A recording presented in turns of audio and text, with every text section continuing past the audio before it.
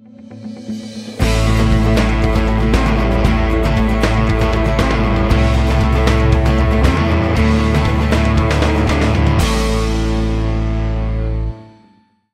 félicitations. Merci. Pour cette victoire, bravo.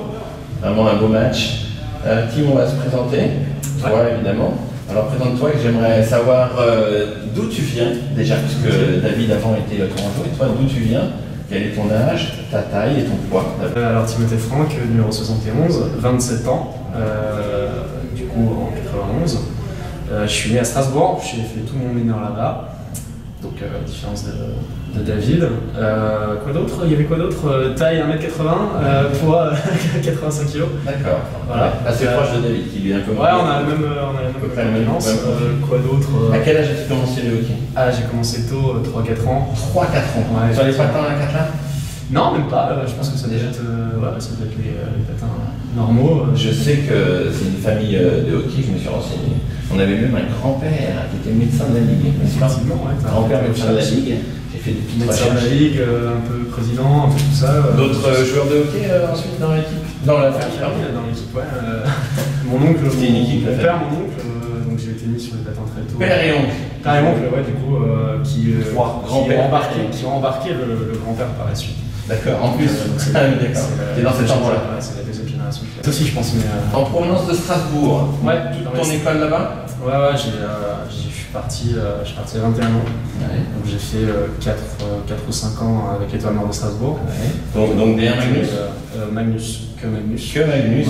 Strasbourg et un titre de vice-champion de France. Exactement. Avec notre ami commun Vlad Diadlowski. Effectivement. Salut Dodo. Et ensuite, tu es passé, tu as fait l'Étoile Noire? Ouais, alors j'ai fait l'Étoile Noire, du coup tu disais, je pense que j'ai dû jouer contre l'équipe coachée par Rodolphe quand on est allé avec les filles champions de France. Après je suis parti à Caen, une année, toujours en Magnus, et puis après j'ai atterri à Lyon. Donc 2 ans à Lyon, une première année pour monter, donc avec le D1 champion. Pour le titre, avec un bon projet. C'est le titre, c'est ton plus beau titre celui-là? Enfin le plus haut titre? Ah bah du coup, ouais, alors au niveau du titre, ouais, complètement. T'avais des petits titres en mineur peut-être? Non, ouais, alors on a fait quelques carrés finaux et tout ça, un championnat du monde aussi, mais en termes de titres, ouais, c'est effectivement la championnat du monde. Ouais. Équipe de France. Ouais. Quelle catégorie? U18. Équipe de France, Michel, quand même. U18. Pour l'instant, ça s'est arrêté là. U18 pour l'instant, on n'est pas passé en A. Ah ouais, non, du coup, je me suis fait le regroupement sur le 20 ans, mais pas plus pour le moment. Tu as porté le bleu, tu as chanté l'hymne national sous le copion. Et il y a encore. Et puis je suis parti en Norvège dans la foulée. Un Français qui va défier les nations de hockey. Mais c'est une belle expérience, hein? Ouais, effectivement, super. On se met à la place de beaucoup d'étrangers finalement, puisque c'est le rôle qu'on a aussi. Ouais. Donc, tu deviens un renfort étranger. Ouais, et puis du coup, on voit la chose différemment quand on vient et qu'on. La responsabilité différente. La pression aussi peut-être? Ouais, pas forcément, mais on se met vraiment à la place de ce que nos étrangers vivent en France après. Donc pour revenir que sur ce point-là, mais c'est vrai que c'est notre culture, c'est un apprentissage et c'est un beau pays en plus. Donc, pays de hockey, et on le ressent quand on joue, quand on est. Ouais, il y a un peu. Alors c'est pas la Suède, c'est pas la Finlande, mais c'est vrai que les plus gros joueurs sont très connus en Norvège. Je pense que notre Teddy Riner, sportif numéro 1 préféré des Français, là-bas c'est Anker, c'est la Zuccarello. C'était quelle division? La deuxième division, D1 pareil. Même truc, et puis on a fini deuxième, on fait les barrages. T'étais professionnel? T'étais en Erasmus aussi? J'ai fait un échange Erasmus en même temps, ouais. Alors encore un qui a la tête et les épaules, messieurs dames.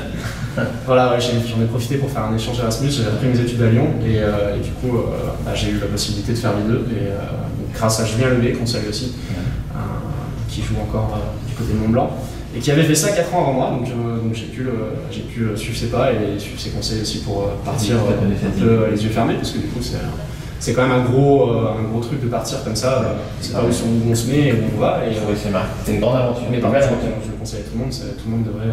Les voyages sans la jeunesse, c'était à quel âge? Effectivement, 25. J'étais un peu plus vieux, ouais, j'étais jeune, 23. 23? Ouais, 23 ans et super expérience du coup. Et après, du coup, j'ai atterri à Tours après. Donc tu es là depuis? C'est ma 3e saison. 3e saison. Tu as pris tes marques? Ouais, effectivement, c'est ma 3e saison. Je suis arrivé à 23 ans, 24 ans, 23 ans, je sais plus, j'en ai 27. Donc oui, effectivement, forcément, on grandit, on voit les choses évoluer. Et là, très épanoui avec Rodolphe cette année, bien en place, bien lancé. Ouais. Nous, tu as un jeu qu'on apprécie beaucoup, c'est un jeu de fond, un jeu intelligent, un jeu collectif, un jeu qui travaille pour l'équipe. Donc, tu as dans ton rôle de centre, tu me fais un merveille entre avant et back-check et retour. Donc, merci, c'est gentil. C'est vrai que pour rebondir, c'est une vidéo ok pour rebondir là-dessus. C'est vrai que pour le coup, c'est appréciable quand on se sent aimé. Et c'est vrai qu'en sortant, ne serait-ce que dehors de la patinoire après les matchs, c'est l'ensemble des joueurs, mais c'est vrai que c'est une vidéo ok. Et ça, pour le coup, on ne pourra jamais remercier. C'est toujours bien de vivre dans un environnement comme ça. Une petite anecdote sur ta jeunesse de hockey. Donne-moi un truc qui t'a marqué, qui t'a lancé, qui t'a fait peur ou qui t'a surpris. Une petite anecdote. Des blessures pas très jolies. Ouais. Petite anecdote. Bon, tu t'es relevé. Ouais, mais peut-être pas plus fort. Tu ne me tue pas. Nous rend plus fort, hein, effectivement. Non, j'ai l'image de Pierre-Antoine Devin qui s'était blessé, qui s'était ouvert. C'est un sport un peu violent, mais c'est vrai que qui s'était ouvert le bras, ça m'a marqué. Et dédicace à Pierre-Antoine Devin, qui me regarde sans doute de corps, qui joue encore. Moi, j'ai une petite anecdote qui va définir un petit peu ton profil et ton caractère. C'est quelqu'un de proche de toi qui me l'a dit. Lors d'un tournoi, un jour où vous êtes allé en finale et vous avez, dans une petite catégorie, vous êtes allé en finale sur une série de pénaltys finales. Ouais. Et cette série de pénaltys s'est malheureusement mal terminée pour ton équipe. Mais en revanche, ta réaction a été très grande déjà.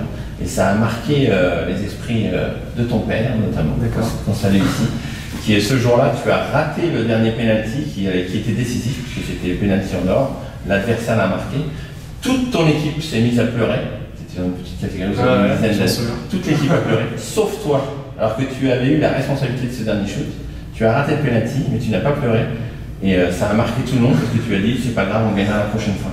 Et à cet âge très jeune, ça a marqué les gens et ça a déjà qualifié l'homme que tu es devenu avec plein de force, de sérénité et de confiance. Alors pour le coup, pour l'anecdote, je crois que ça avait duré, la séance de penalty avait duré et j'étais pas très fort pour lever le palais. J'avais quelques potes qui levaient bien plus le palais et bien plus facilement et effectivement j'avais essayé de lever le palais, j'avais pas. C'était à quel âge exactement? Je sais plus. Très jeune, quand on n'est pas le palais. Plus renseigné que moi, je sais pas. Ouais, très jeune. Très bien.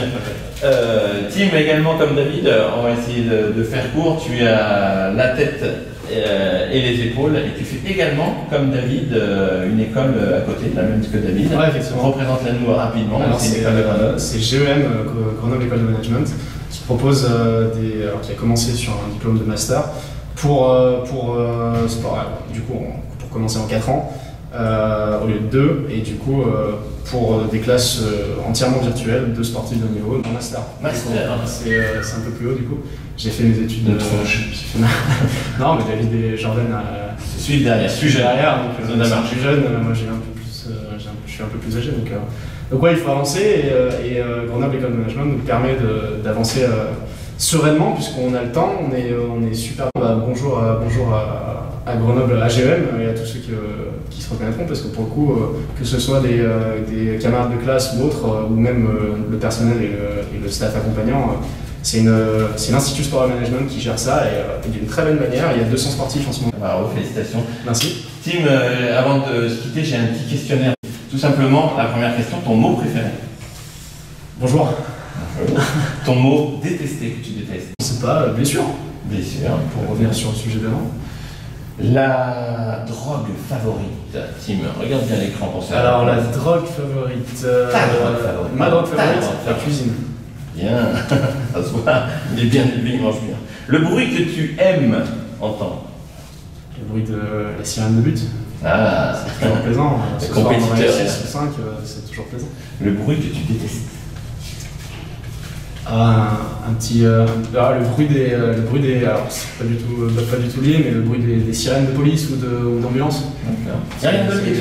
Laisse libre cours à c'est très strident. Aux États-Unis surtout. C'est très bien.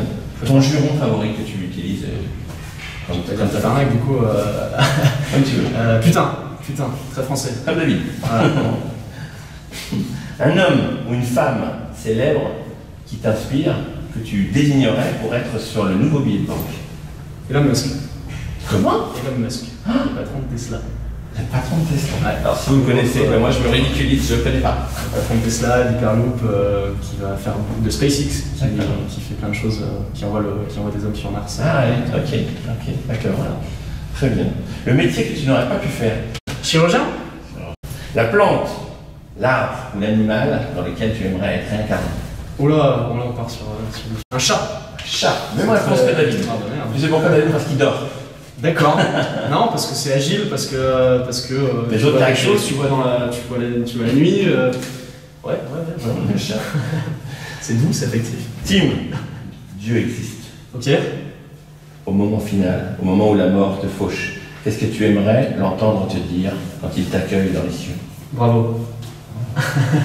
Merci Tim. Merci à vous. Bravo pour ce match. Je ne suis pas Dieu, mais je te félicite. Je te dis bravo pour ce match. Merci. Et pour ce début de saison super. Ouais, bon, espérons que ça continue. Merci à vous. À bientôt.